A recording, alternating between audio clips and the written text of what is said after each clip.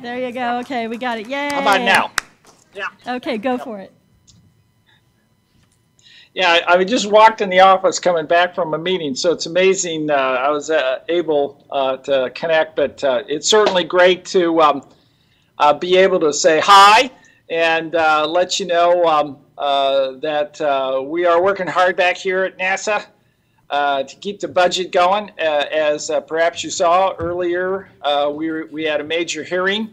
That hearing was really critical. The House has just put forward a major increase in planetary science. They're concerned about the program. They're concerned of our ability to execute it. And I think at the end of the hearing, we put many of their fears to rest. So I want to thank my colleagues that were on that panel, Bill McKinnon and Lindy Elkins-Tanton and Bob Papalardo and John Farley, and everybody just did fantastic. So it was a lot of fun.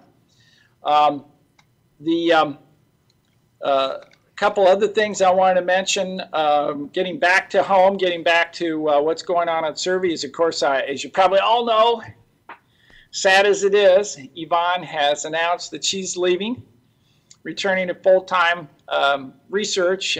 She, of course, will be missed. So we'll be dealing with that over the next 6 to 9 months or so. Of course, the new teams have come in. We've gone through that selection. 4 great new teams are in since the last forum, and I'm sure their representatives are there and interacting. So a lot's happening in this particular area. There's quite a bit of interest, of course, in the moon in this administration. There's a lot of talk about how that might evolve. And of course, as everyone knows, we continue to have opportunities in that area. The New Frontiers proposals are in. We're reviewing them now. And one of them, of course, is South Pole Aitken Basin sample return. Of course, we have now pointing towards the next set of opportunities is discovery. But I do want to point out something really important that I don't want people to lose sight of, and that is indeed we went out with a call for proposals for small sat, CubeSat concepts. We selected many of those about the moon, 5, maybe 6, as I remember, out of the 19. We're organizing a Sunday session at LPSC where we want to bring the researchers that have been selected to do these studies to come in and talk about their ideas, and we're quite interested in the science this new kind of framework can facilitate, in addition to being able to point out what are the technologies that may be impediments that we would need to take a hack at and invest over time. So the moon and near-Earth asteroids, those are opportunities that may be able to take advantage of a new kind of concept, a new framework of the smaller environments. So CubeSats and small sats. So we're quite excited to see how that happens, and want to be able to fold the results of that into our program over the next couple of years. I don't know exactly how much time I have, but I do want to have time for questions. We're also, before I turn it over to questions, I want to mention one other major thing, and that is, we're really keeping our eye out on the commercial sector and what they might be able to provide, which is access to the moon, getting down to the surface. And we've asked the league and with an organizing committee to look at where good landing sites could be, where we could get access to the right mineralogy, new samples, new material that we've uncovered over the last 10 years. We've had GRAIL observations, we've had LADEE observations. LRO is still working fantastically. The Moon Mineralogy Mappers brought back some spectacular data. We need to take a look at that collectively.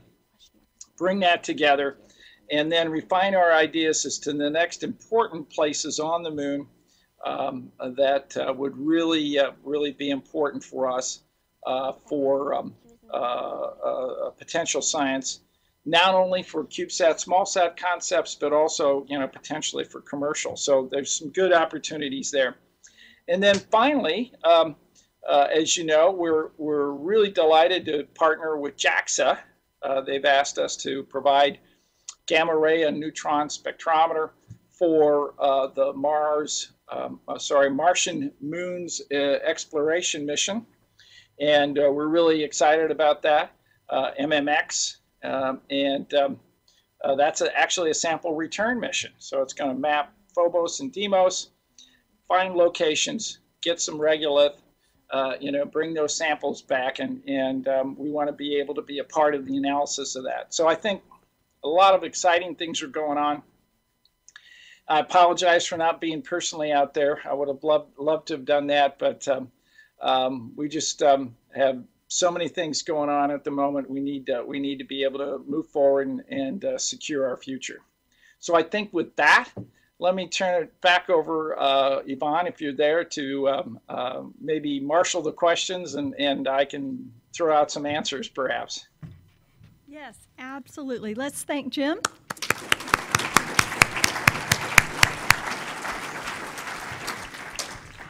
Okay, we have some questions. Hands are up already. Okay, get a microphone. Hi, Pam Jim. Clark. Pam Clark, JPL. I'm so glad that you mentioned technology, because as far as I'm concerned, that's one of the big stumbling blocks. Virtually every proposal I've worked on, there's always been a problem with wanting to use something that hasn't really been qualified for TRL-6 for deep space. So have you thought about the possibility of using some of these new launch services to provide opportunities to fly some, for example, especially in electronics, these new processors and new kinds of instruments? That would be a really nice partnership. Could you comment on that? Sure. We're certainly open to those ideas as they relate to testing technologies. The CubeSat smallsat frameworks could indeed work in that environment. So I would expect that the 19 proposers that have won, that are doing these mission studies, would come back and let us know what are some of the technologies that need to be tested, what are some of the technologies we need to invest in.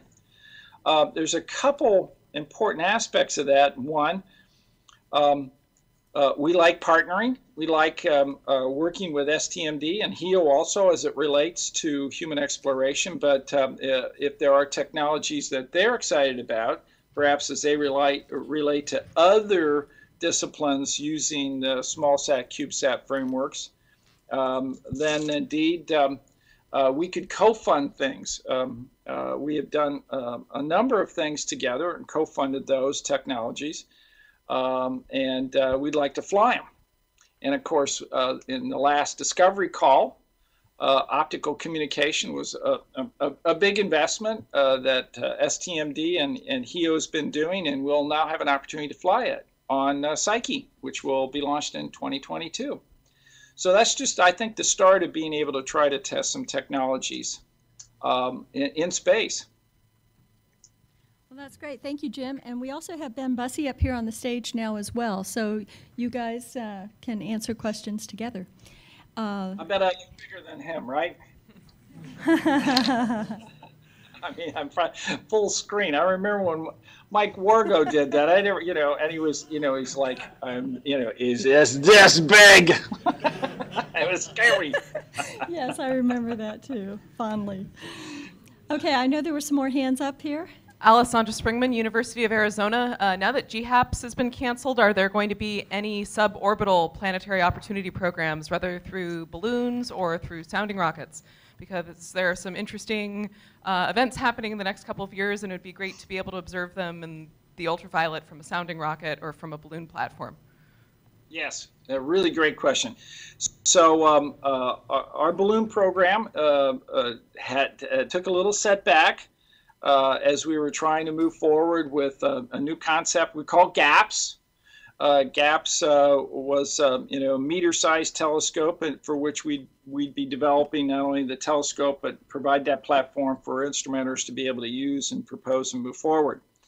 And the expense on that was as we were going through the analysis and looking at the build, one that we weren't willing to bite off just yet.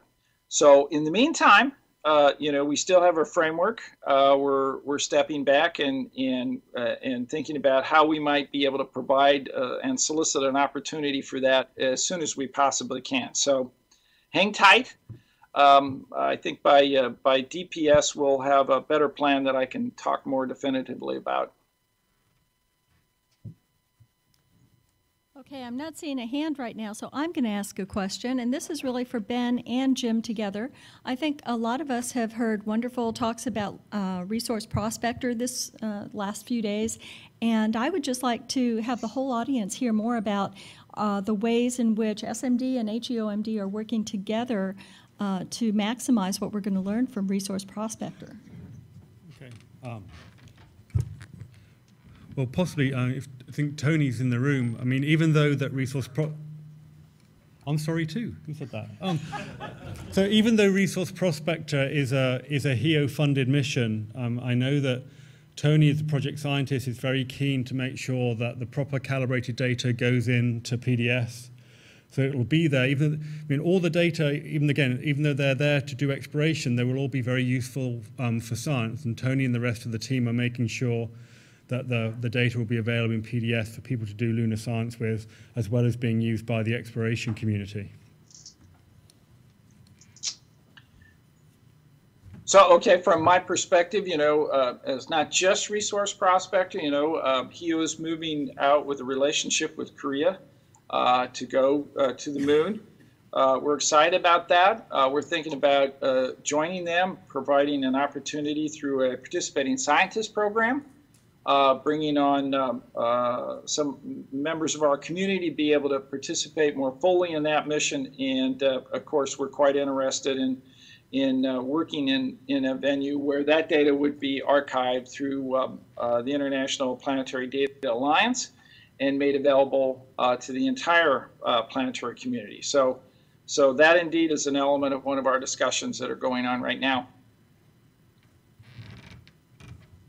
Okay, great. One more question, if anybody has one in the audience? No? Well, this is rare. Okay. All right. Well, Jim, thank you. Oh, wait, we do have one. Okay. Stephen West, Arizona State University. Do you have any sense of the timeline for the NASA contributed instrument to MMX being announced? Is it months? What's the time frame on that? If you can share any details. Sure. The proposals pretty much just came in. I mean, it was an April time frame. Panels are set up and the evaluations are, really kicking off. I anticipate that we want to announce that before the AGU. We'll get a better time schedule as the teams set out to evaluate the proposals. There was more than one proposal that came in, several proposals actually, and consequently, as soon as we do that, we want that winning team to be able to start hitting the ground and interacting with the JAXA team. So we're several months away. But certainly by AGU, we hope to be able to announce it. Great. Okay, thank you very much. But Jim, don't go away yet because Greg wants you to hear something that he's about to announce. And Ben, thank you very much for joining us up here. Okay, and now I'm going to turn the rest of the session, well, the next couple speakers over to Greg as well. Great, thank you. And could I get our survey team to come up front, please? Joe, including Survey Central, yeah. No, you don't. Yeah, there we go. There we go. If we could just all come up front. So yeah, while you guys... camera to see what's going on right now, I just see your the Exploration Forum banner. Okay, yeah. I don't know if it's possible, Ricky, to turn a camera on us so that Jim can see. But you'll at least hear, Jim. I can at least hear, yes. Yeah, so I just wanted to just say a couple of brief words about a friend of mine that I've known for almost 33 years now. Yvonne mentioned being called by the sea sirens, and I think it's particularly appropriate because we met in the scuba club. We finally figured this out a few years ago, about 33 years ago, and we've been friends ever since, but we never had the opportunity to work closely together until CERVI happened, NLSI and then CERVI, and what a privilege it's been. You've done a lot for us, Yvonne, but I think mostly it's been all the friendship and support and warmth that you've provided to everyone here, and to not just to us at CERVI Central, but to your many friends around the community. And so, so we have a little ocean theme token. Actually, we have two tokens. So Spike, if you wouldn't mind, we have a little bouquet, and then we have an ocean theme token that we want to present to you. And this has been signed by all of our PIs. Could the PIs that are remaining please stand up? So I know several people had to go, and this is why we're doing this now as opposed to the very close. So anyway, I just want to extend a round of applause and our deep appreciation for all you've done.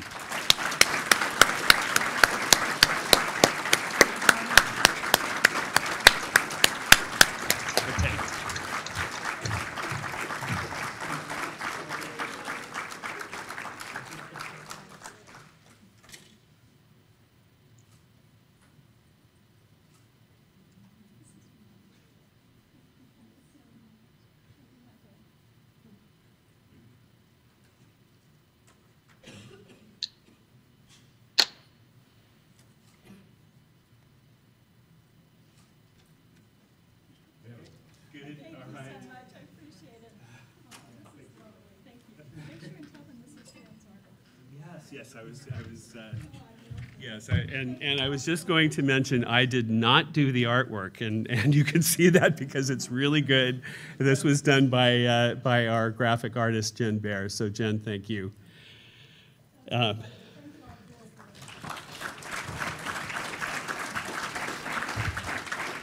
Thanks so much, Yvonne.